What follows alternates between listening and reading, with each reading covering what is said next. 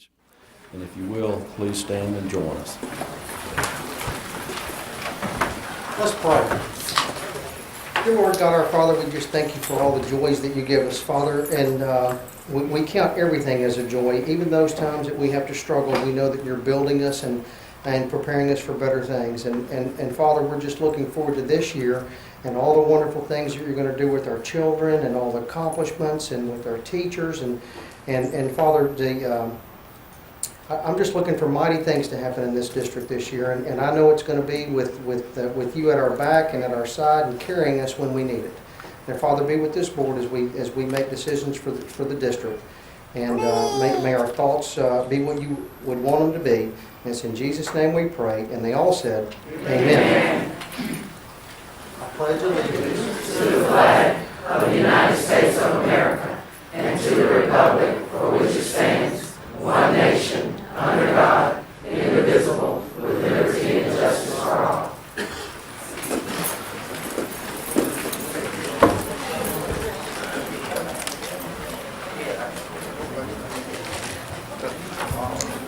Okay, roll call.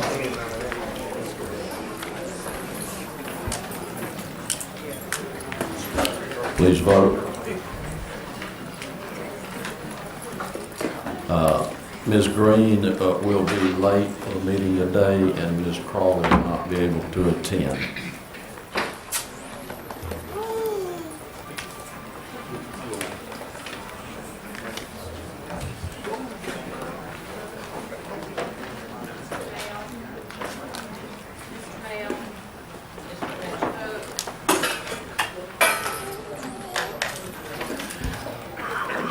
Show the vote.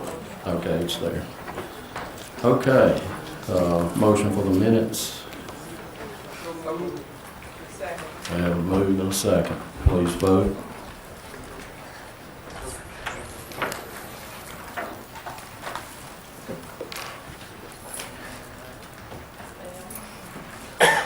Show the vote.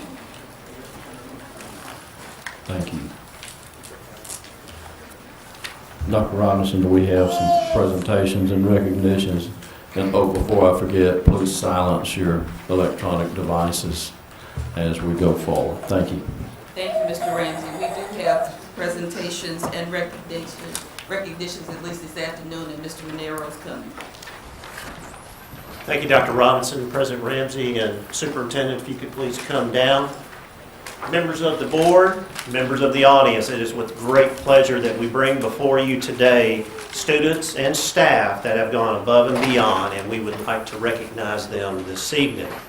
We'll start with the title, Captain Shreve Student Selected to Serve on the Tuition Task Force. So we're going to ask Shelby Payne, please come forward.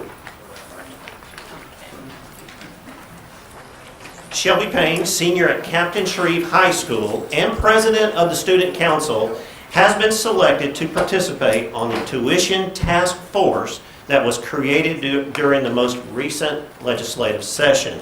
The state superintendent appointed 5 public high school students to be on this part of the task force. Shelby will have the unique opportunity of having a voice on issues related to the rising cost of tuition at Louisiana public colleges and universities and the impact of such rising costs on TOPS and on the quality of education programs offered to students. Shelby said that she is excited to have this opportunity to share her thoughts and ideas with this task force. So if everyone would please congratulate Shelby Payne for this. And we have Shelby's mom. Please, Miss Payne, if you would stand as you're walking away. We want to congratulate you. I know how proud you are.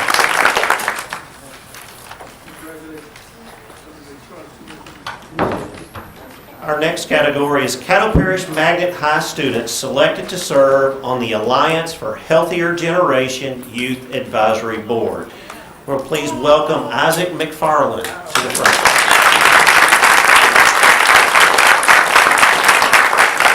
Isaac McFarland, a junior at Caddo Parish Magnet High School, was selected as a member of the Alliance for a Healthier Generation Youth Advisory Board. This national board is one of the only youth-led advisory groups in the country focused on the issues of childhood obesity.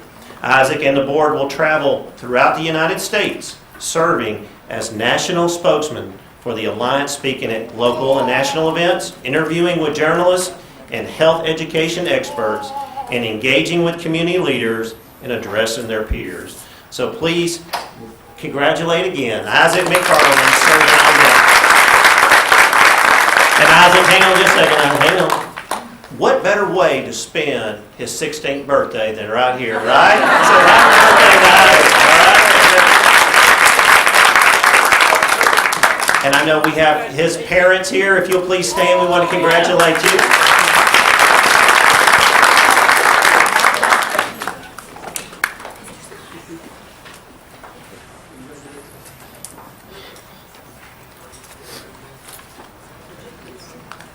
We got to get to our school now here.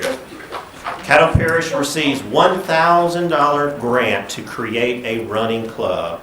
And we have a group to come up, so if we'll please welcome the Atkins Elementary School that came to support this grant. Please come forward.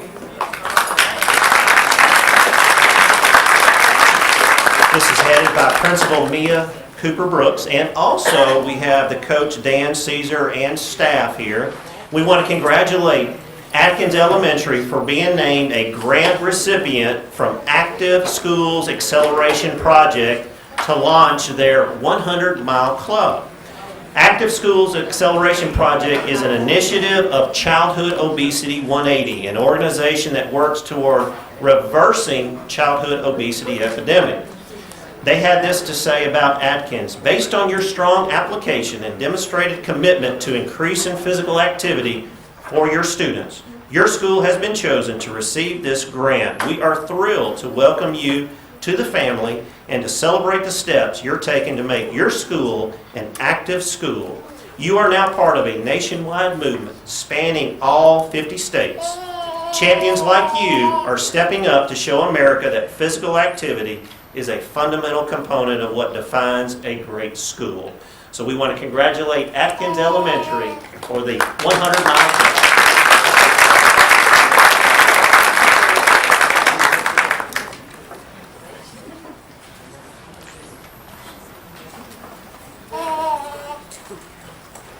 And now to staff. We have some incredible counselors that have gone above and beyond to the title National Board Certified School Counselors. The National Certified School Counselor is a specialty credential which recognizes counselors who possess a minimum of a master's degree in counseling with coursework in school counseling and who have passed a challenging national application and examination process. So after much hard work and dedication, Caddo is proud to present to you tonight 4 new National Board Certified Counselors. So we will start from Forest Hill Elementary. Please welcome Crystal Chambers.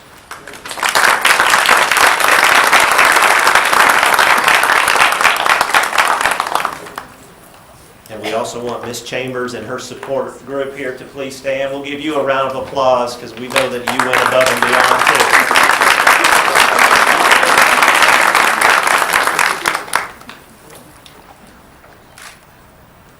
Congratulations again, Miss Chambers. Our next school and counselor from University Elementary, Veronica Douglas.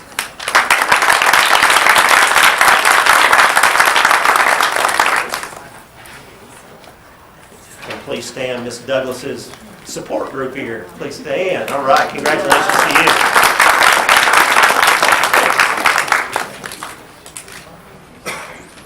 Congratulations, Ms. Douglas. Our next school, and we've got something about Forest Hill here because we're calling Forest Hill back up with Christy Ferguson. Congratulations. And her support group, please stand. We have to hold him high. All right.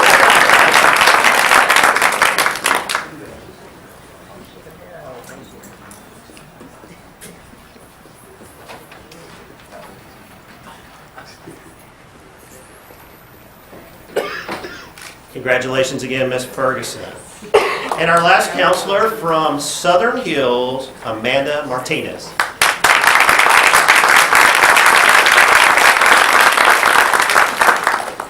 And Ms. Martinez support group, City Principal Mr. Jesse Scott. Congratulations.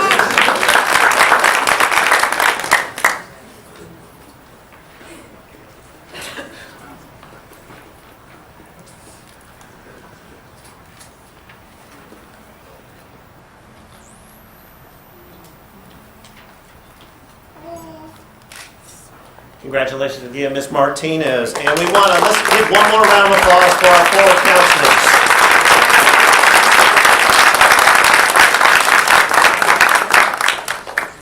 And last on the list, we have some newly appointed administrators. Over the past couple board meetings, we have acknowledged them. And so right now, we want to acknowledge some of our newly appointed administrators. And we are going to the category of middle schools and assistant principal.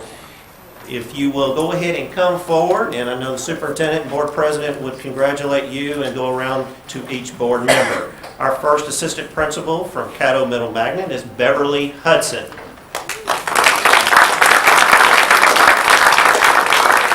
Let's see, Ms. Hudson. From Caddo Middle Career and Technology, Tiffany Franklin. Congratulations.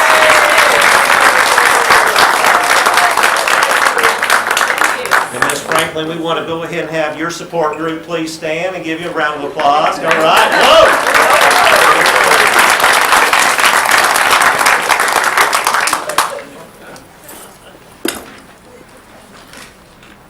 Congratulations again, Ms. Franklin. Ms. Franklin, one more time.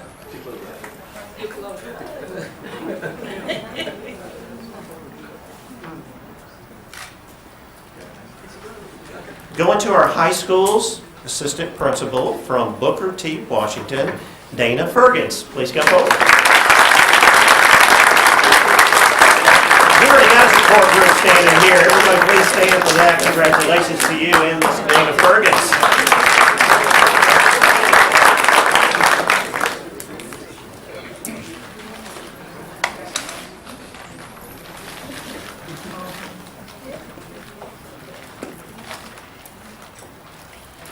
Congratulations, Ms. Fergans.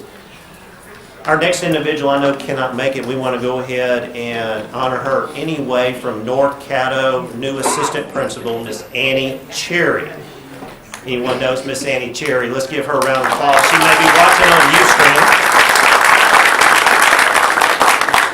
Woodlawn High School, assistant principal, Mr. Alden Kelly. Come forward, please.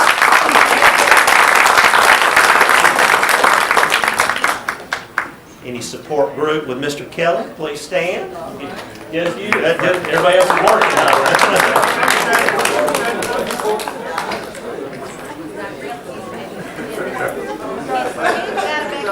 Got them right back there. There's the support group. Well done. And adding to the Woodlawn staff, assistant principal, Miss Felicia O'Neill. Please come forward.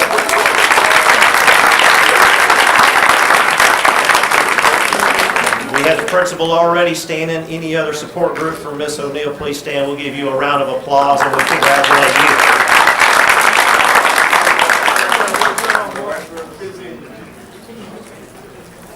And our final recognition from the special education department, new to the pupil appraisal facilitator, Ms. Lina Jackson. Please come forward.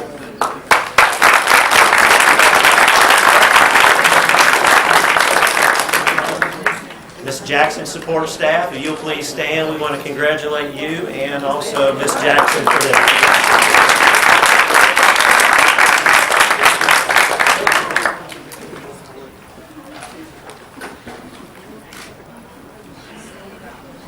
President Ramsey, Dr. Robinson, that concludes our presentations.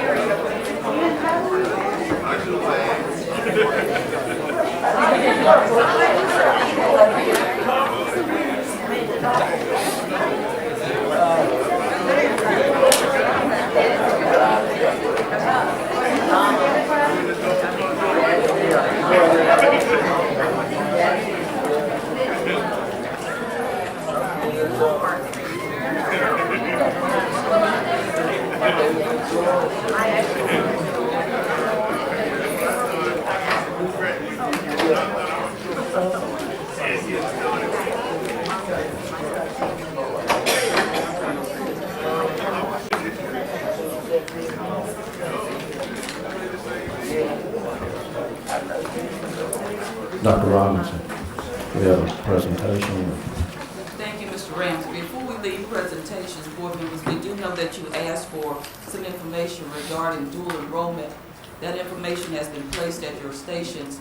If you can look at that, and if you have any questions, Gail Flowers is in the audience, and she will address those for you. And Sam, excuse me, Sam, Southern University is here. Does she have? Does she have? Okay, so you'll be speaking, right?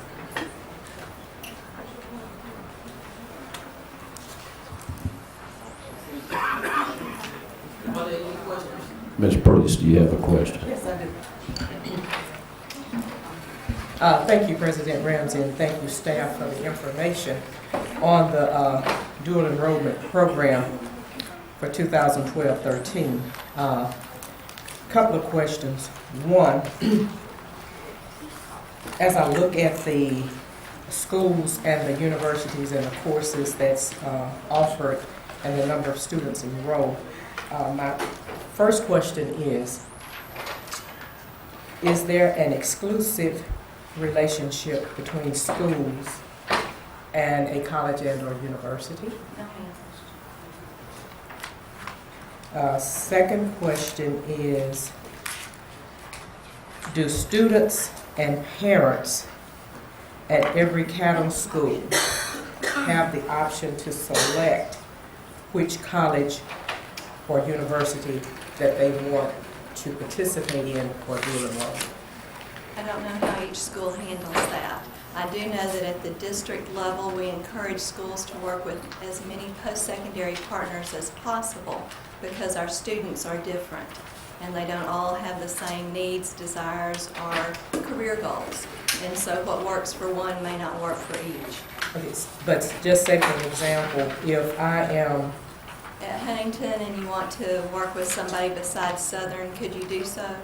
yes, You or if I'm at Byrd and I want to work with Southern University, could I do so? The Byrd principal would need to answer that, not me. Okay. And the Huntington principal. Okay. I don't know how they've set that up on their campuses. So basically, for dual enrollment, we do not have a universal one-fit-all policy as it relates to the students because they're all Caddo Parish students. So far, the district has not decided to mandate to the high schools, but we have made available to the high schools, and we encourage them to participate with as many as possible. Okay. The next question is about credits, college credits. Are the credits at Southern University, and I'm asking you this because there's, I've been informed that that staff is informing students and our parents that the credits at Southern University are not the same as at LSU, BIPSI, and Louisiana Tech. Do you know anything about I know that? that I've never said that, and I can't imagine that any of our staff here have said that. What I would like to have happen is if there's an individual that has said that, for me to know who that is so I can address and work on that. That's not something that we support. Okay. Thank you. Ms. Bell. Okay, I'm glad that this situation came up because I think I mentioned it to the board last year that I was getting calls So some students that was buried wanted to take some courses from Southern. And when they went to the counselor, that they said they didn't have information from Southern. So the reason I'm asking you that, I just think that, Ms. Flowers, that we need to be on the same basis with all schools, that we have all the material there. When there are students that want to take, some students, maybe I'll use Huntington, may want to go to LSU in the fall. I understand your philosophy and I Yeah. agree with it. So I think that, and maybe I need to tell Dr. Robinson this, that we need to pull together all these schools and get together on one page, that you do have, that all these colleges are offering credits, and that they all about the same, and that we don't need to discriminate against one to the other. Because I did receive a call about that. We usually have those meetings with the principals and the schools, the post-secondaries, share that information. We've not had one of those meetings in the last year or so, but I do know that they're aware of the post-secondaries. The post-secondaries actually have a representative that goes to each school and meets with the principal or their designee that works on dual enrollment.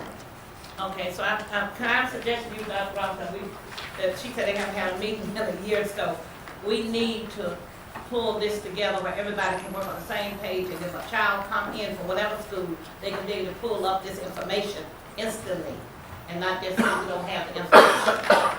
And if the school, if we're wrong, then we need to deal with the university. But I don't think, because I think right here tell you that somebody's getting some information. Okay? And what's been happening is the schools have been meeting individually with those representatives as they've made their way around. But we can certainly have a district meeting with those representatives again.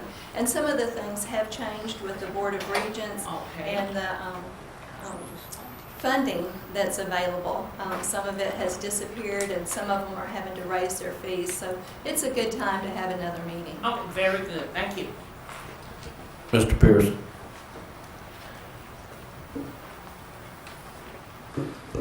You know, I too have, have really some specific instances where counselors have said to children, we don't go to Southern University.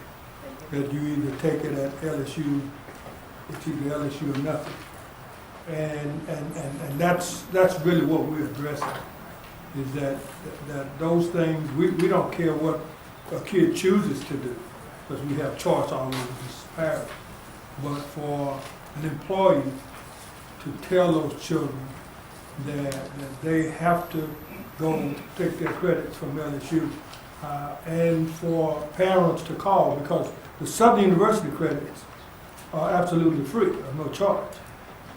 And see, you can't say that all the children who need credits are able to pay the $150 for those credits. And so we just kind of want to nip this thing. When you think about dual enrollment, if you've been around a little while, you know that Southern University started dual enrollment in this parish for the most part. So, I'm not saying that they have to be the ones chosen, but certainly we don't want anybody doing anything that's I not. understand your concern, and if you look at that list, you'll probably recognize the school where I have the most direct influence, and you can see that they're working with 4 different post-secondary institutions, because we do have different needs for different students. And I certainly understand the concern. Okay. Ms. Crawford. I don't know if they've fixed this or not. I knew that the Board of Regents, I guess is who was doing it, was going to change so that if you took a class at LSU Baton Rouge, it would transfer to LSU or to Southern, or to, did they fix that? There's a post-secondary matrix that you can pull up on the website. The counselors usually know how to access that. Certainly the post-secondaries know how to access that. And it lets you know which courses articulate with which universities. And so there is a matrix that says this course is the equivalent of this course. And it's also from post-secondary to post-secondary. For example, if somebody went to Southern and wanted to transfer to Southern Baton Rouge or LSU, that's included in that matrix from the Board of Regents. So that's probably not what they're talking about when they say people are being told that the credits aren't equal.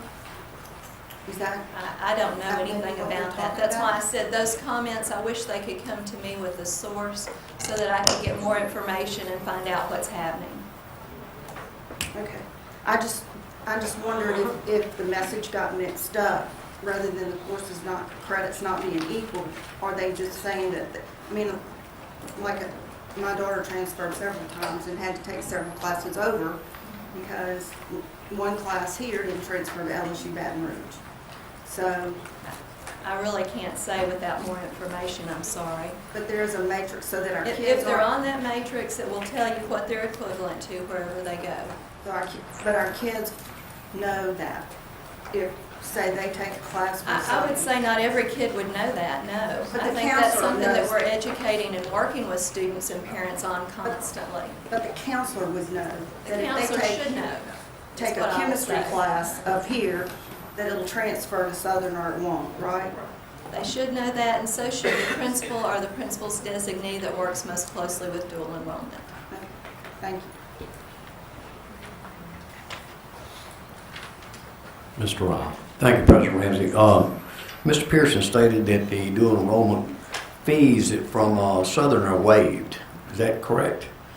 I think they have a presentation. Okay. What about the The post-secondary schools determine how they want to handle it themselves, and some have used other funds rather than just go with what they have to do.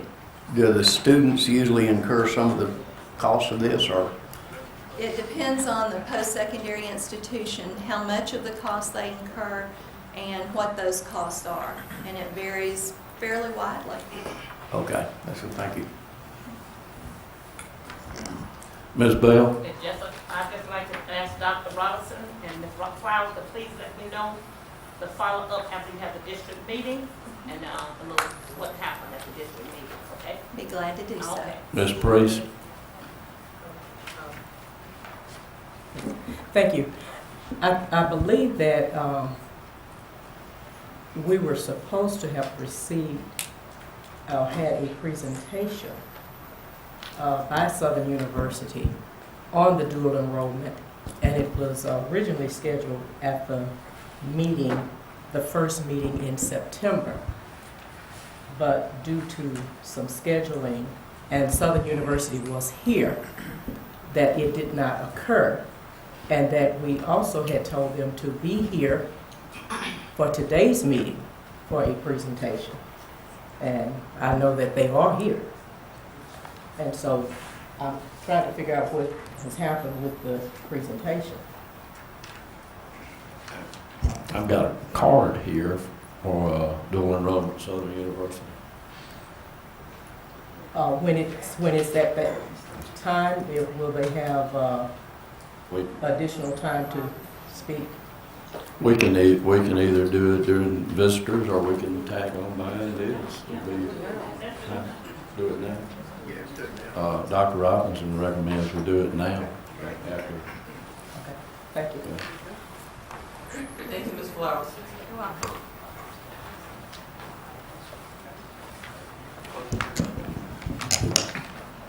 Dr.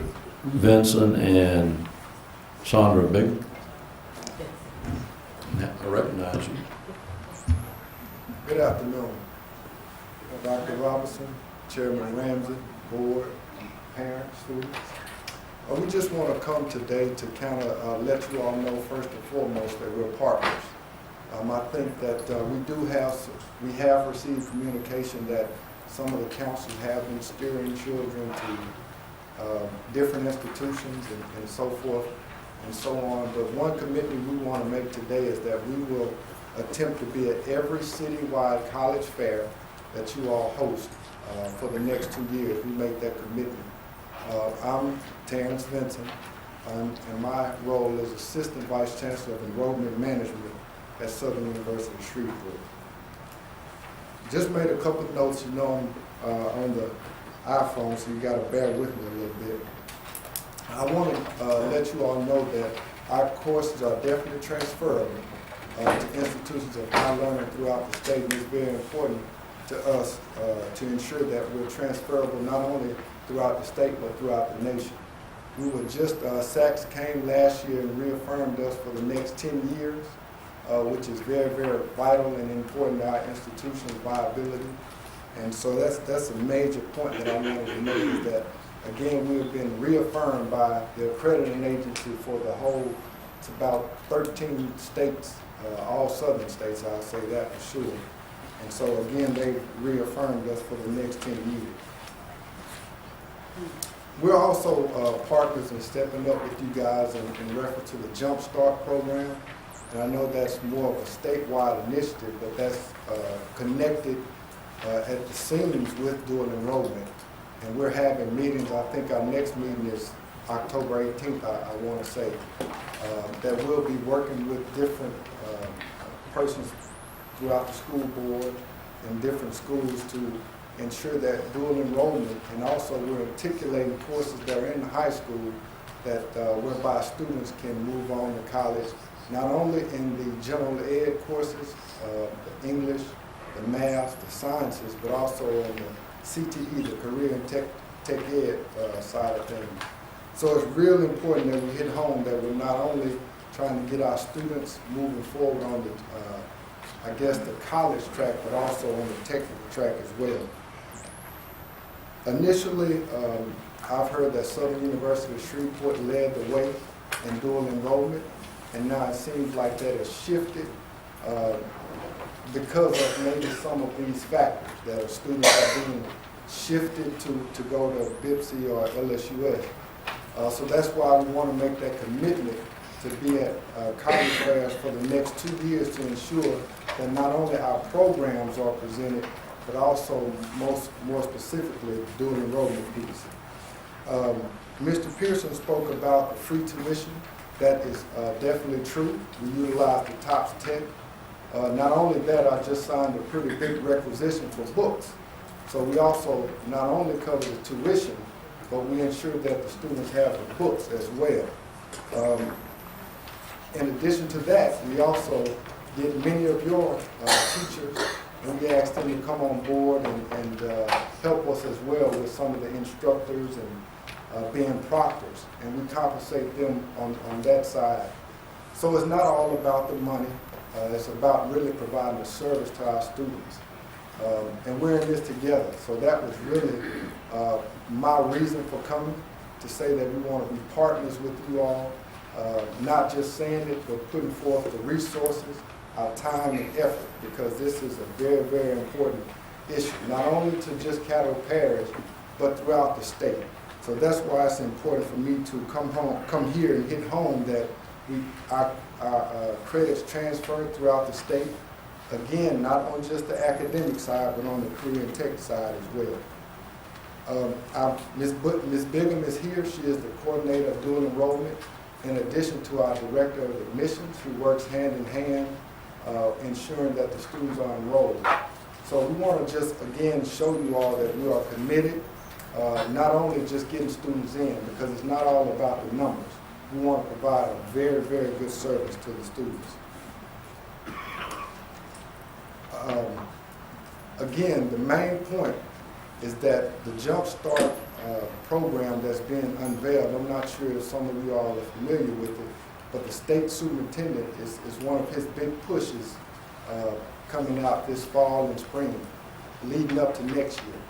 And we're lockstep with them to ensure that we're rolling out and to develop articulations whereby we're working with the public school system, the secondary system, to ensure that the competencies match, whereby we can ensure that this credit is moving forward. We do have just speaking more so about the information we received, the way that this call came out, I want to be frank and say that a parent of a student who is attending a couple of local high schools here works at Southern, and their child wanted to choose Southern to go participate in dual enrollment. Well, that counselor told them, they steered them away and said that our credits weren't transferable and things like that. So the child took it home, spoke to their parent about it, and that's how all of this came about. So again, just kind of keep in mind that that we not only pay for the course, but we also provide books and also additional proctors, whereby we can help the students get this credit and ensure that they pass. Some of the courses that we've articulated are the math, the English, the science, and our courses are covered with TOPS Tech if the classes are not like a science or human anatomy. That would not fall under the TOPS Tech side, because that's considered an academic course. But we are looking at ways to streamline also our process, because I know that's been some of the argument or the issue. And so my role is to come in and ensure that we're streamlining this process, whereby less work is put on your counselors and more of the onus is put on us to get them enrolled, and more onus is put on us to help them matriculate. One thing I wanted to say, it reminds me of the poem that we are the master of our fates, we're the captain of our souls. So let's just work together to ensure that we can provide the best service for our students. So if you all had any questions, I'll be more than willing to field them. But from our chancellor also, he charged me to come in and ensure that our dual enrollment picks up. And so it's actually from the top down, from the leadership on down. We're really, really excited. We're looking forward to working with you guys, because this jump start is going to be very, very vital. The last piece, again, because I keep thinking of this jump start, is because BIPSI is here as well, but I will say Southern University of Shreveport and BIPSI will be the leaders in this area, because this push is for the two-year colleges as far as the jump start. So it's very, very important that we work together, that we're intrusive, that we continue these meetings. I appreciate School Board Member Bell and saying that there needs to be some meetings to happen. And if you all let me know, I'll definitely be there. My email is my name is Terrence Vincent, but my email is tvinson@suzzler.edu. Ms. Bigham's email is sbighim@suzzler.edu. And Mr. Robinson's email is jrobinson@suzzler.edu. So, and please give us a call, and we will definitely be there. I want to make that commitment that we will be at every single college fair for the next 2 years, without a doubt. So again, if you all have some questions, I'm more than willing to field them.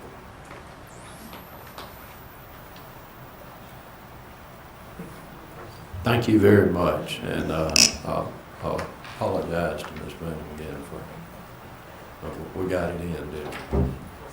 And if you have any business cards, please leave some of those behind.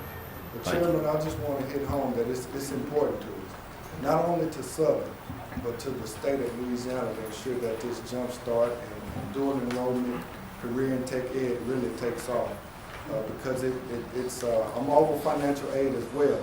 So it can help students not incur this massive debt, because again, we're picking up the bill for them right now. So when they go into college, they'll have more credit at a reduced cost. So it's very, very important for us to move this forward. And I think we're the only free institution in this area. So thank you so much. Thank you. Dr. Robinson, next presentation. That's it for presentations tonight, sir. Thank you all.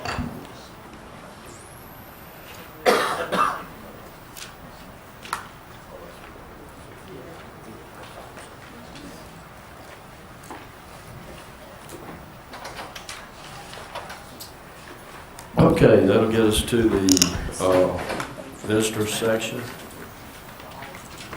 The Caddo Parish School Board welcomes your input and comments during the visitor section. When your name is called, step to the microphone and make your remarks to the entire board. Please limit your comments to no more than 5 minutes. If several visitors are registered to speak on the same issue, the board requests that the groups or individuals consolidate their comments and will limit their times to 3 minutes. A clock is on the monitor to help you be aware of your time. When the time runs out, your time is up. It is the board's policy not to respond individually to members of the audience. When appropriate, the board may refer concerns to the staff to be addressed. As this is a public meeting, we ask you to refrain from referring to personnel by name or incident. Thank you.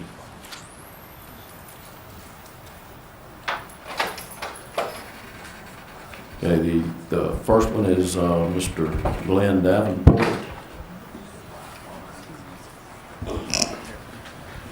Please state your name and address for the record. Glenn A. Davenport, 2921 Jonathan Long, Shreveport, 711 Way. Good evening to the board, and I have prepared a statement, and it reads like this.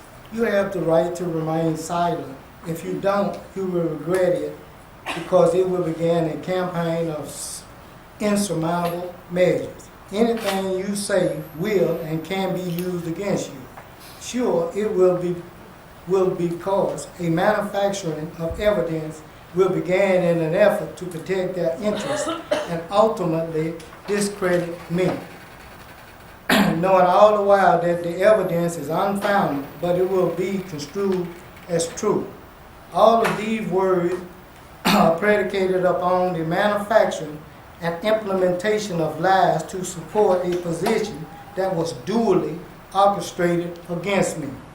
Magnificent strategy developed, but what they didn't recognize was I would not accept the ultimate betrayal that was visited upon me, displacing me from the maintenance department to areas all under the guise of safety. Though I was not Mirandized, the Miranda was present. Do administrators and managers have the right to bully their employees?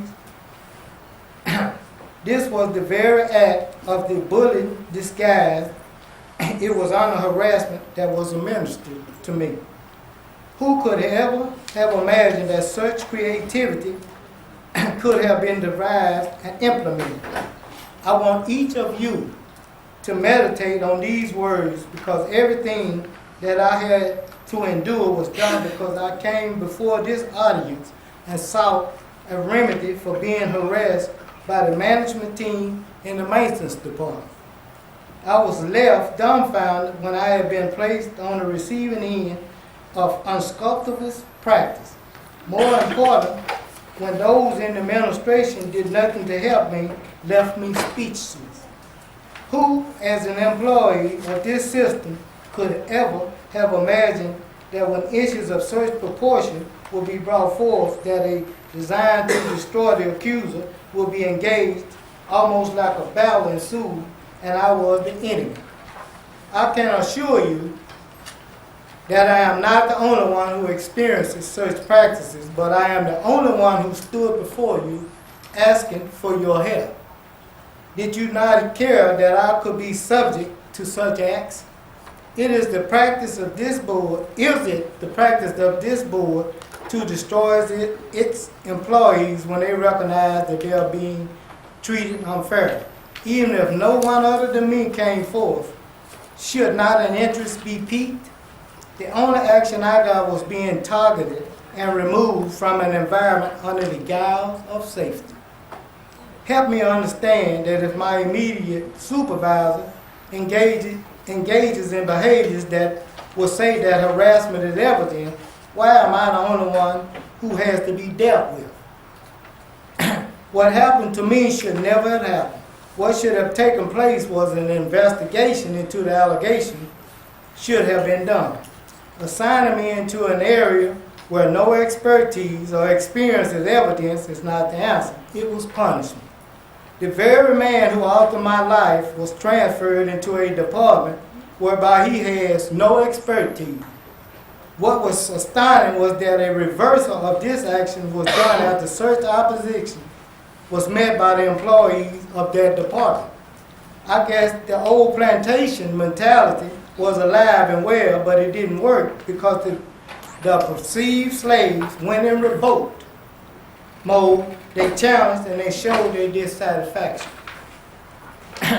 See, when the word everything is used, it means all inclusive, well, except for me. It only meant that the carpenter foreman had been repositioned. Why not me? If you sat by idly and acknowledged these facts through silence, then you tell me that I am not important. First, I seek that you address those individuals who brought action about, and understand why you also allowed this to manifest to this point. Second, reassign me to my job that I have expertise and experience in. Thirdly, ensure that no other employee has to experience the behavior and attitudes that were visited upon me. When you can address each of these remedies, then you will have done your job with regards to ensuring that no employee, especially me in this case, ever has to deal with such action. The package that you received more than 2 months ago portrayed the journey that I have traveled in the maintenance department. A manufacturing of evidence, masturbation of information to support a desired position, and ultimately destroy my life is what was experienced by me. Please ensure again that no Mr. other employee... Davenport, your 5 minutes is up. Thank you. Thank you. Mr. Charles Rambo. Please state your name and address for the record. Thank you.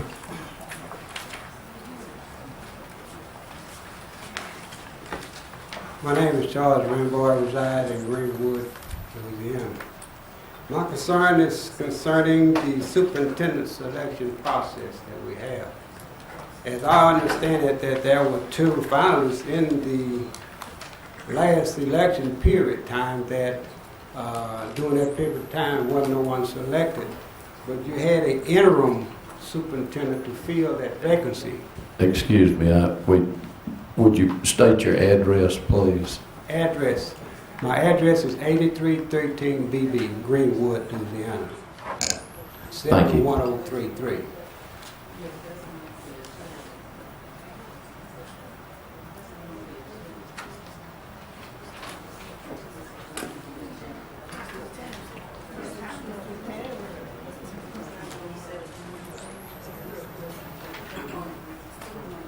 Go ahead.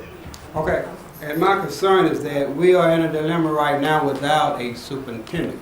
And my concern is that there were 2 candidates that were in the running for the superintendency, but under whatever happened, there was an interim superintendent that was elected or selected. And at that particular time, he or she that was selected to be the interim superintendent was given an ultimatum, more or less, like whether by choice or whether design of the board, to say that you can be the interim, but after that particular time, once we select a superintendent, you will not hold that position. You can't be a candidate in that position anymore. So what I am saying is that if a person is have the ability or the skill sets to be an interim superintendent, why not he or she be a candidate when the superintendency vacancy is up for a bid again? And also that I was trying to search for the minutes from the August school board meeting, and as of today it has not been posted, and so that's over 30 days, and I was just wondering why it hasn't been posted. Thank you.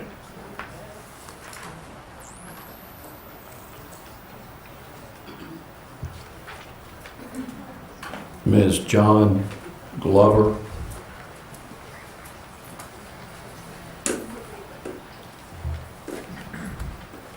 Please state your name and address for the record. Thank you. Good evening, John Schaefer Glover, 8100 Pines Road, apartment 3H, Shreveport, Louisiana, zip code 71129. In an effort to maintain the decorum of diplomacy, please listen carefully to what I share. The concerns haven't changed, only the attitudes. When referring back to the landmark case, Brown versus Board of Education of Topeka, Kansas, it was the decision of the Supreme Court of the United States that children of color be afforded the same access to resources as their counterparts, yet we are regressing at a record number to ensure that such is not attainable. Consequently, Dr. Martin Luther King espoused in his great speech, "I Have a Dream." His intent was that every child, regardless of race, color, or creed, be afforded equity of resources educationally as well, and again, we are witnessing a regression. Why? Regression is not a pretty picture, and no one wants to be reminded that such exists here within the walls and halls of Caddo Parish, but they do. Disregarding issues do not make them go away. Taking and confronting them head on will give us a way to resolution. What is truly being demonstrated in these settings is a divisiveness that permeates the hearts and minds of individuals who no more want equity of resources for all children of Caddo Parish. Being threatened when speaking before this audience, directly or indirectly, which jeopardizes one's job because you choose to bring to the attention of those who have been left behind, should not be an option. When I stand before you, though I am employed by the school system, I don't relinquish the right to speak to issues that are of concern to me and should be to others. Standing before you consistently imploring the need to address the issues of the AU schools has brought nothing more than a mockery to this venue. Do you really care about educating every child here in Caddo Parish equally? Don't judge me based on my presentation. As a matter of fact, don't judge me at all. Judge the information that is being shared with you. Is it correct or not? I don't stand before you with just mere rhetoric. I stand before you because I have a vested interest in ensuring that every child in Caddo Parish is afforded equal access to resources, no matter what school they attend. For those of you who thought it worthy to support charter schools, private schools, and the like, think about why it is that it was necessary. What does it truly support? Unity or division? You be the judge. Until we form as a united front, concerned about the plight of every child here in Caddo Parish, we will always be faced with opposition to choosing a superintendent, no matter what race. We will need to choose an individual who shares the views that every child is worthy of being educated, regardless of race, color, or creed. So before you venture into destroying my livelihood, know what you're doing. There will never be a time when my voice will be silenced because of fear or retaliation.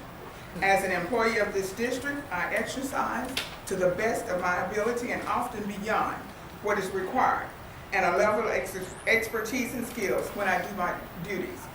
At no time should my job be an issue in this venue, because a mind is a terrible thing to waste, at any age, in any race. Wake up everybody. The issues at this school system won't get any better if we just let it be. It requires action. Do the right thing even if doing the right thing is not easily acceptable. Doing wrong is what got us to where we are presently. Thank you. Ms. Jackie Lansdale.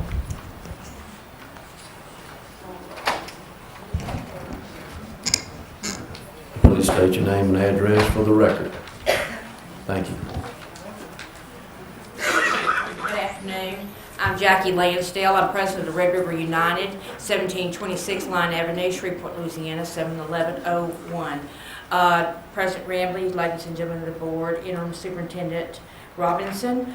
Whenever I usually talk to faculty meetings, and I'm trying to get them to stay, I always say, I want to talk to you about money.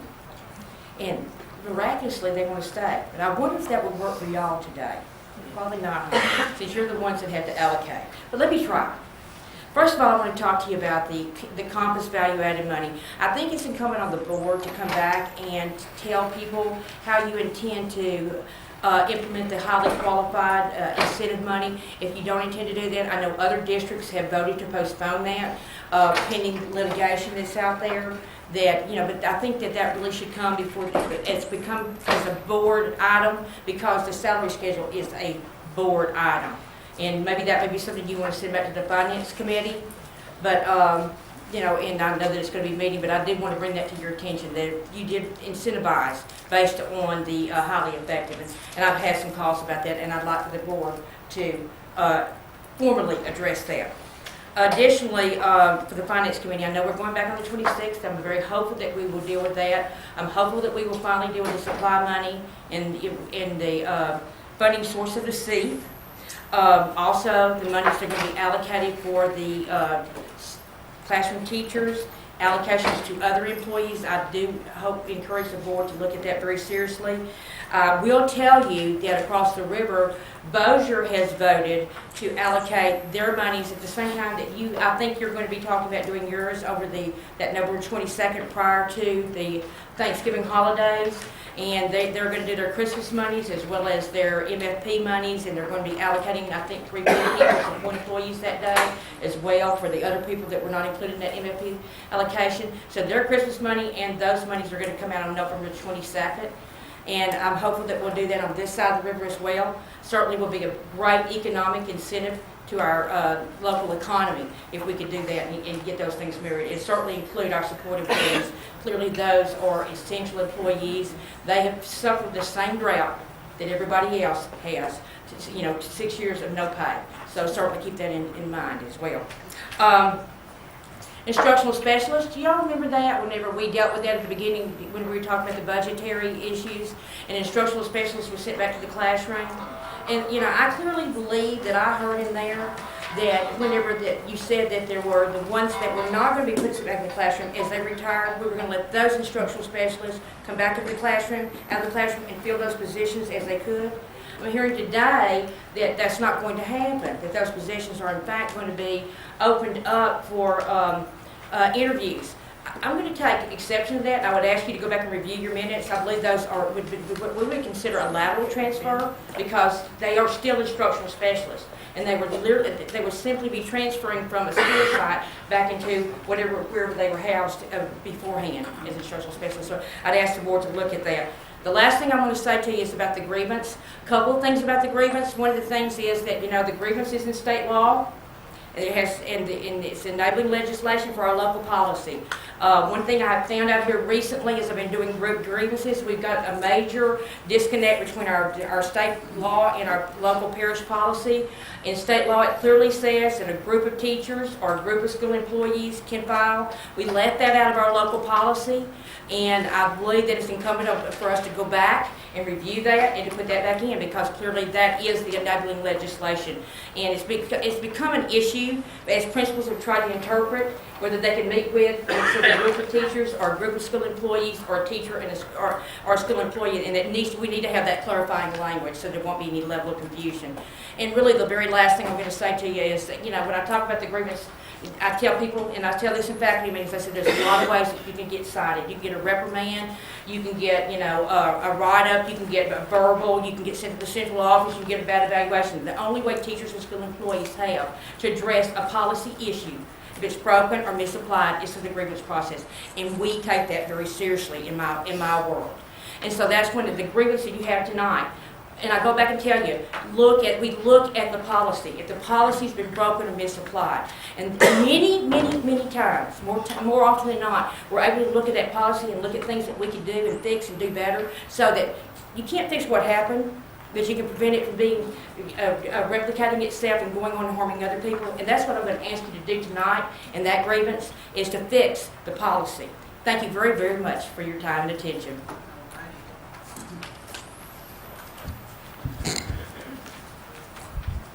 That brings us down to item 4, establish the agenda. Dr. Robinson.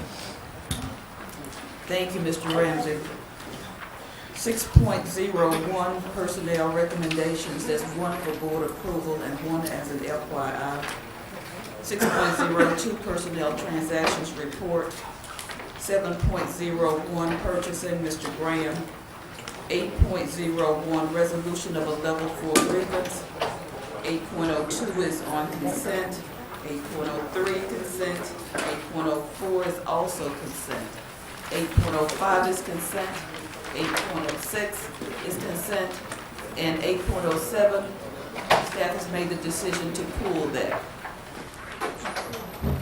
We do have an update on collaboration with the RSD. When we get to that point, student admissions appeal, Ms. Moore has informed us that all of the parents are in agreement with the staff's recommendation. Okay, thank you. Yes, sir. We'll, again, let's go back and look at the proposed consent agenda.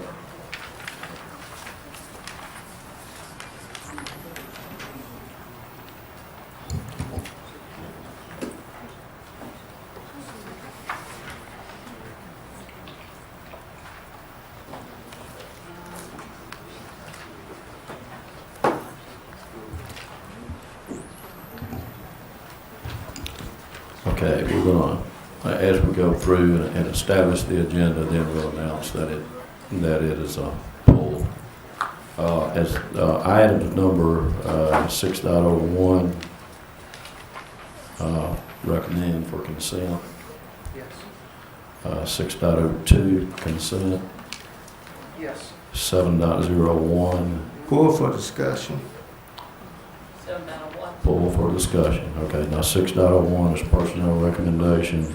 6.02 is personnel transactions report, both on consent.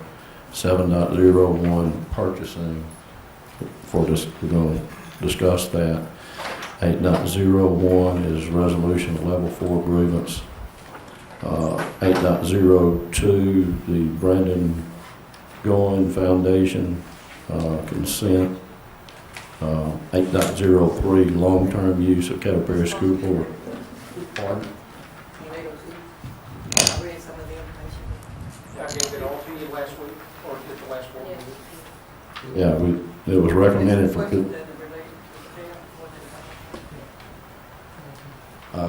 you want it off, it was recommended for consent last week. If you want it off, we can take it off. Okay, we'll take it off. Okay, 8.03, long-term use of Caddo Parish School Board facilities consent.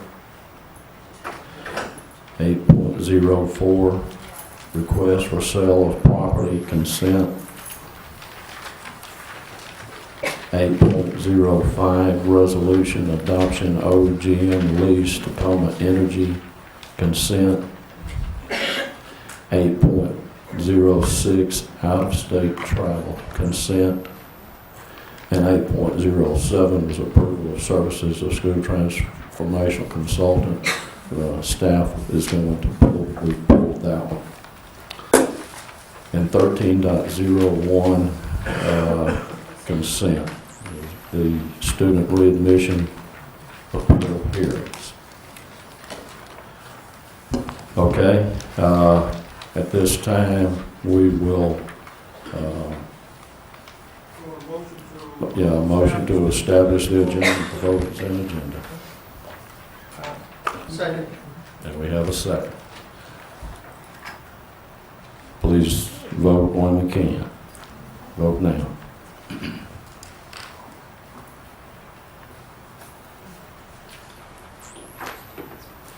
Okay, show the vote.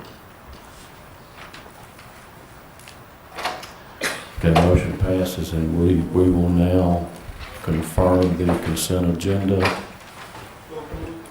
Second. Please vote.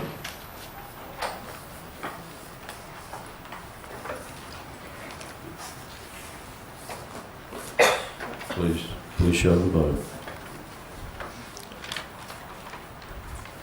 Okay, Mr. Pearson. Oh, I take that, this is 7.01, motion for purchasing, Mr. Pearson. That was me, Mr. President. That was me. Oh, I'm sorry, Mr. Hook. You gotta make the motion, Mr. Hook. Move to approve as submitted, as staff, the bid submitted. Okay.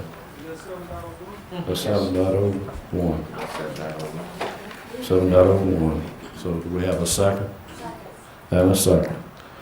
Okay, any comments? Mr. Hooks? Okay, I just probably have one question. It's okay with me. Dr. Robinson, is someone to answer his question? Mr. Graham is on his way. Yes. We only had one bid for that? One bid submitted, yes, sir. But we did mail it out to 5 companies. Only one submitted. Do you know why we only had one bid? No, sir. It's really leaving our doors open.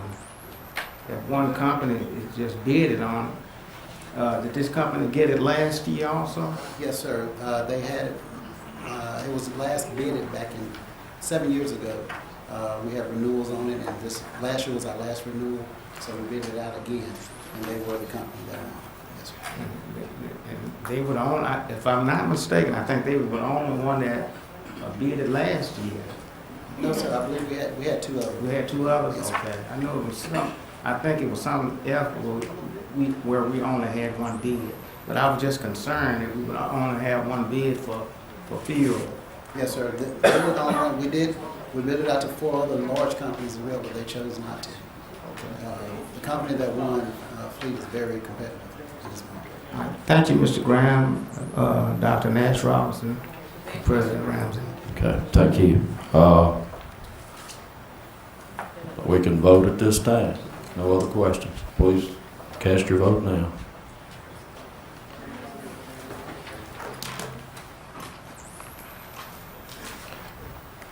Please show the vote. Approved. Mr. Pearson, 8. Yes, move to oppose superintendent's resolution of level 3 grievance and to have policy GBCB reviewed with revisions to include periodic training for employees and to provide for additional procedures to help ensure that actions taken remain private. Second. Okay, we have a motion and a second. Mr. Pearson, any discussion? No. Okay, please vote. I had a question.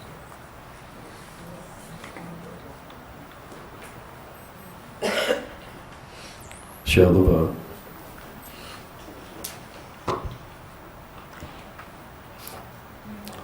Okay, motion passes. 8.02, Mr. Rochelle. Move to authorize staff to participate with the Brandon Goen Foundation to provide EKGs and ECGs testing with the appropriate insurance and following procedures established by staff. Second. Mr. Rochelle? No comments now. Okay. Mr. Crawford? I did, Okay. and I don't have any Okay. comments. I think it's a great title. Okay. Mr. Trammell, you have a question? No, I had a question, I just didn't. Oh, okay. Well, that's why I was going to you. She shook her head. All right, Ms. Crawford. Sorry. What are we gonna do when the doctor stops doing them for free? I mean, I think it's a good idea. I just don't know what's gonna happen if we start it and this doctor gets overwhelmed in Texas. And then where are we? We started a program that is a good program. You know, do we need to see if we can get neurologists locally to volunteer their time to look at our kids? Or are we just gonna face that hurdle when we get there? I don't know who to do that. I think that's a valid question. We'll each have to answer for ourselves. Mr. Trammell. My question from the last meeting when we did this, how do we follow up the procedure if it's all sent to someone and they look at it and then they send you back the diagnosis to say that you're okay? What would the parents see, just what they send them back? Or am I not understanding? Because I'll do my best to respond, but Ms. Goen is here if she would like to address these, and I feel like I can address them also. Okay, at this time, Our board attorney would like to make a statement. If you notice the way the motion reads, it basically says to authorize staff to participate with Brandon Goins Foundation to provide testing with the appropriate insurance and following procedures established by staff. So it meant that they're going to have to come up with procedures in order to make this work, to make sure we got everything in place before it be implemented. So it kind of bounces it back to staff to make sure that it works and operates and what's going to happen. So we are pre-approving for them to go and get something to show us that it's gonna work? No, I don't think that's what the motion, no, it's the foundation's now going to get with staff, Okay. determine the best way to implement, establish, and follow through to provide these services at little or no cost to anybody. Okay, and that's really that's it. They're going to have to figure out what's going to work best with the staff and to be able to present it to the schools. When do we get this back? When the staff gets it finished. Pardon?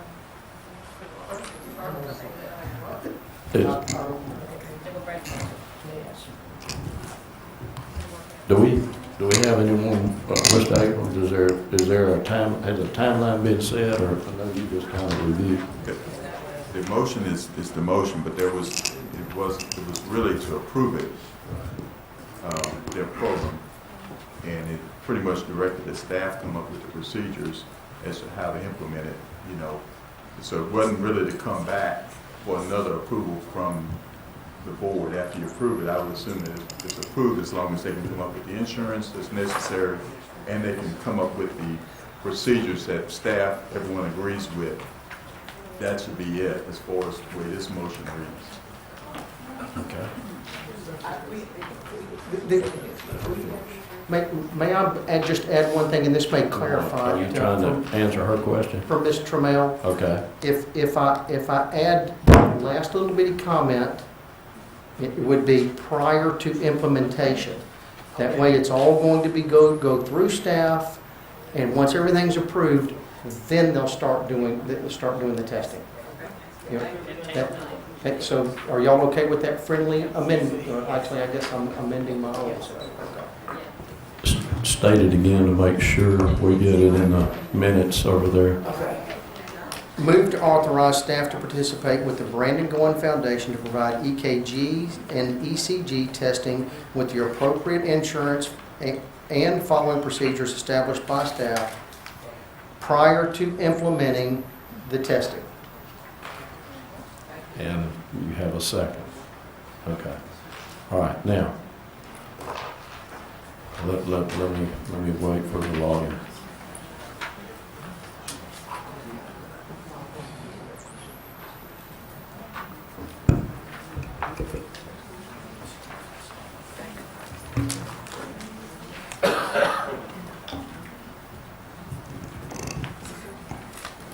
I guess that's okay. All right, any other, now, are the questions still on the board, Ms. Breeze? All right, Mr. Hooks, did I answer yours? I was going to use the same terminology prior Okay. to. All right, and Mr. Rochelle, you don't need to be on again? I am on board. Yeah, okay. I just want to thank the family again. I mean, this, you know, if we save one tragic accident, just one, it's all been worth it. And you people are a blessing. You know, I carry my faith on my shoulder, and I have no problem saying that. Y'all are a blessing to me and to this board and to this whole school district for bringing this, you know, after y'all's loss. And I just want to thank the board for supporting this, and you know, I look forward to seeing the positive results from it. Thanks. And we all said, hey. Mr. Hooks? Yes, I wouldn't call it a loss. I would call it a sacrifice. Because he's not lost. Trust me. He sacrificed And I really appreciate the family for doing this. Mr. Ron. Call for the question. And a second. Let's vote on the call for the question, for the motion on the floor.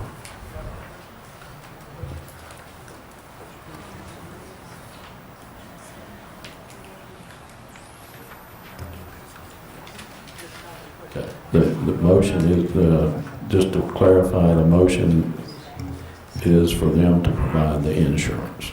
Okay. Call for the question. Okay. The next vote will be for the motion. Please vote now.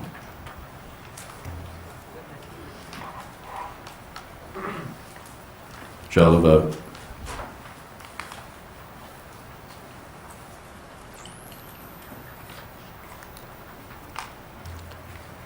Thank you. Motion passes. And Dr. Robinson, that brings us down to item number 9, update on collaborations with RSD. Thank you, Mr. Ramsey, members of the board. Following the August board meeting, I met with Mr. Delano Ford, he's in the audience tonight, to discuss the charge given him by State Superintendent John White and RSD Superintendent Patrick Dobar. The spirit of that meeting was cordial and collaborative. Mr. Ford was reminded of the many successes of the district, of our desire to reclaim the near, and to be given every opportunity yet possible to turn around all Caddo schools cited as endangered by state standards. I later received an action plan and a timeline from Mr. Ford that would assure collaboratively that we would have a plan to present to Betsy at least in December of 2013. I invited Mr. Ford to meet with the Project Management Oversight Committee, the PMOC, which is a subcommittee of the Cabinet, at its regularly scheduled meeting. He did so. He introduced himself, he spoke of his background and of his assignment. The committee members engaged him in pungent conversation, and he addressed all of the questions and concerns and vowed to work with the district to develop this plan. The PMOC followed with a brainstorming session collecting the out-of-the-box ideas as to how the district could restructure itself to address the schools tagged as failing by the state, and at the same time address right-sizing the district and address budgetary inefficiencies. Since the brainstorming session, 3 other meetings devoted solely to bringing more definition to the proposal have followed.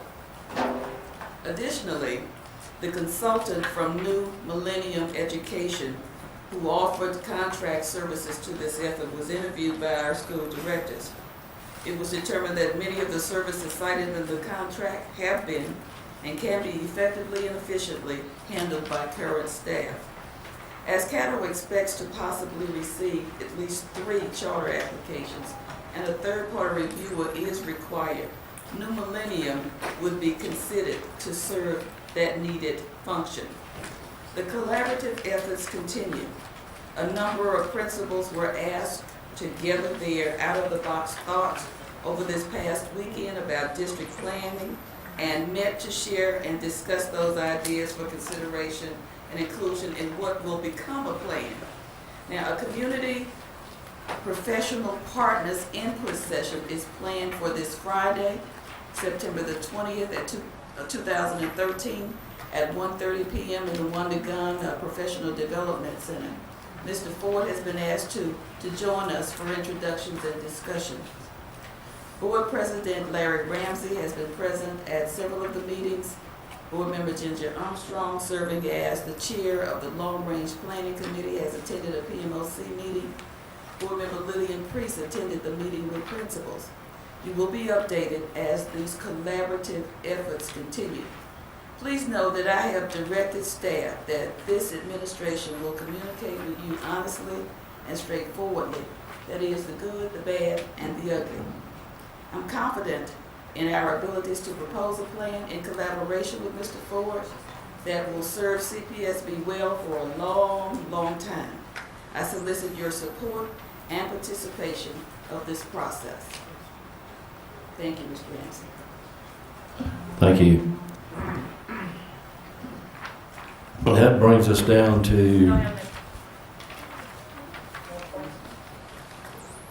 do you have a question? I most certainly do, and comment also. Yes, ma'am. Okay. I'm aware of the fact that your committee's been meeting. I didn't know that board members can attend the meeting with your, what you call fee circle? TMOC. Yeah, I did not know that, because I know that we as a group are supposed to come together with some ideas along with them, and I'm depending on the staff to come. So I'd like to know, am I in order? If I say that I have an idea that I would like to bring to the PM, what is it? PMOC Yes. committee, bring it to them, and then they work on it and see if it works. I mean, are we involved in this or anything? I'd like to know that. That's one of my questions I'd like to ask. Ms. Bell, could I, and every board member, as I have sent text messages, emails to the superintendent, and she chairs the committee, and she can represent, you know, our thoughts and needs. And there is going to be a time where we will come together as a board to go through this, but they're still churning. And I've attended as meetings as president and chair of the committee, but as I understand it, Dr. Robinson just said that on this particular meeting, board members are welcome to come if you want to come. I didn't know. Okay. Okay. So, but you know, what I try to do is stay out of the way so they can have their discussion and brainstorming, and you know, I would suggest, you know, if we have ideas, funnel them to one point. That's what I wanted. And please, if anybody has ideas, funnel them to the superintendent. Okay, that's what I need, because I do have an idea, and that we can take, but I need to know the right way to do it. Also, in this, I know we do have the young man here, the RSD. My question to you, Mr. Ramsey, and to the superintendent, and then to the lawyer. Is it possible that I can see since all the schools are involved, the schools that you're talking about, also the two charter schools, I would like to see the contract for Lanier and Linwood charter schools. If I remember, and this is part of the school, because it was told to me that all of them involved 5 of the 2 charter, that if I'm not mistaken, that's why I need to see the contract, because when they took the school, they said, if things not happening in 5 years, they automatically give us the school back. Maybe I'm We can refer that to Mr. Abrams, and we'll let him work through that. And I know that they're the lowest scores in the state of the charter, but I'd like to know about that. So we keep talking about, can we get the school back? If that's in the contract, it automatically come back to us. But maybe I read. Well, you know, first of all, we don't have a contract. Yeah. What you mean? Not with Lanier and Linwood. The only thing we do is provide services to them. This would be the charter between, actually Linwood has a charter with the State Department and the RSD for their school, as well as they are now, the RSD is the one that's operating Lanier. So basically it's not, Caddo does not have a contract with those two, other than to provide, you know, we provide food service or janitorial, stuff like that. And was told to me, and this time, because I don't want us to be hearing it, it was told, and I know that I'm not crazy. 5 years ago, I mean, they took the school, because I was one of the ones who, I guess, vocal, that you get it back in 5 years. So what we talking about, they changed everything now? Ms. Bell, can we do this? Because we are going to have to develop a collaborative plan. Okay. And I think all of that can be taken care of as we've moved through that, because When will we have our RSD representative When will. will we have a meeting that we can talk about everything instead of me getting hit with the gavel this season. Well, We need to talk. Okay, when the superintendent, we have the time, well, she has a timeline, and when it gets to that point, That we gonna be able to then talk. we're gonna be able, that's Really when talk. we'll come in. Okay. Because to remind you, this board asked the staff to bring a plan. And like I say, And we got to allow them to do that, and then let's have that discussion. okay, I'd Okay. like to know that, because I feel like I'm left out when it comes to something. Thank you. Okay, Ms. Crawford.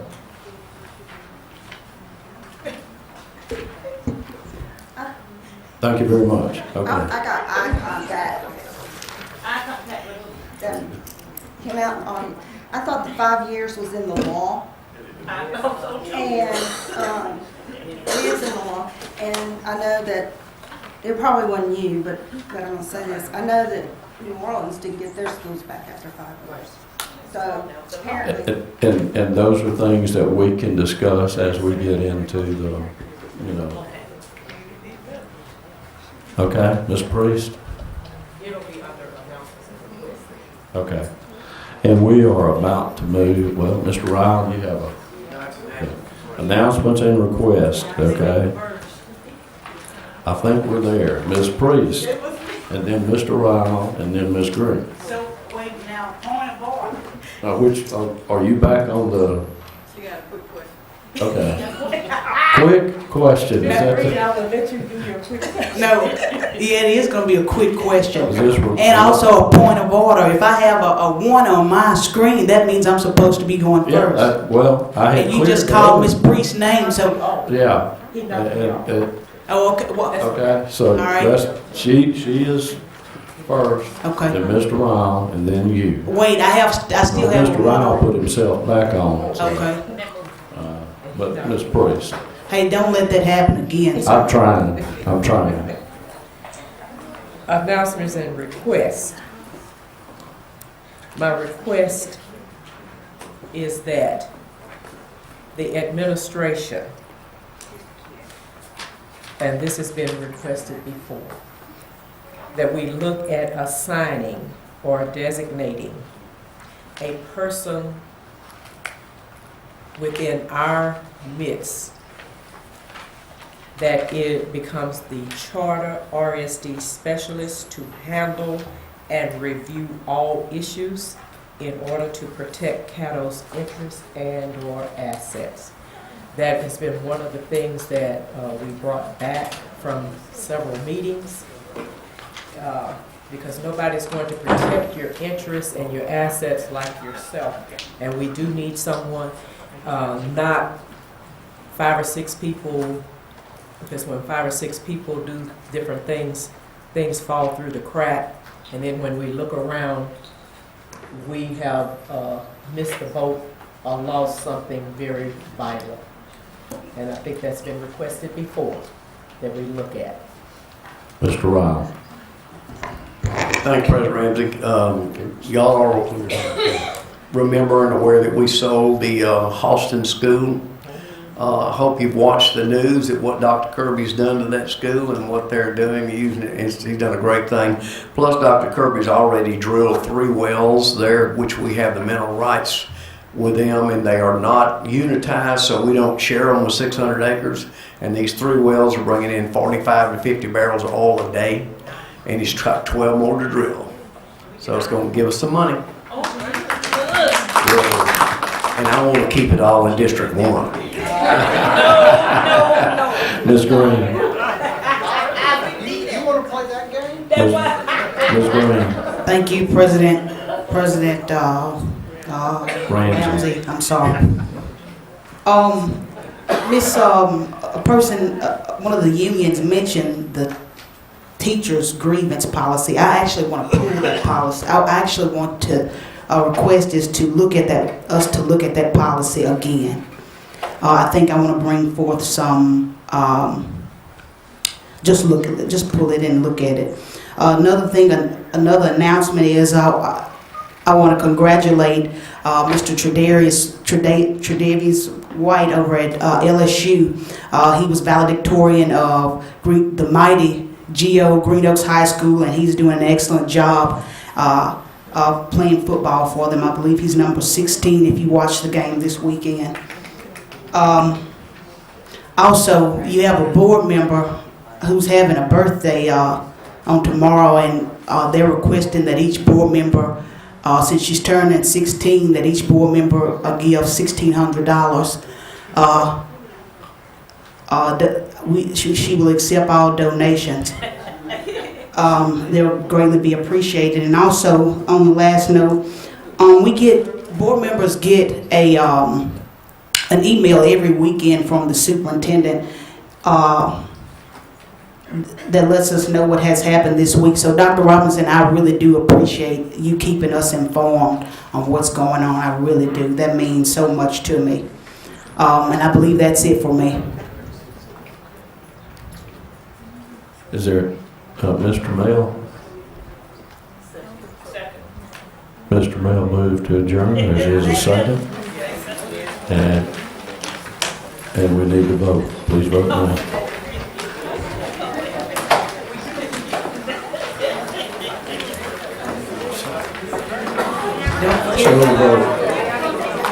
Hey, don't forget about that money.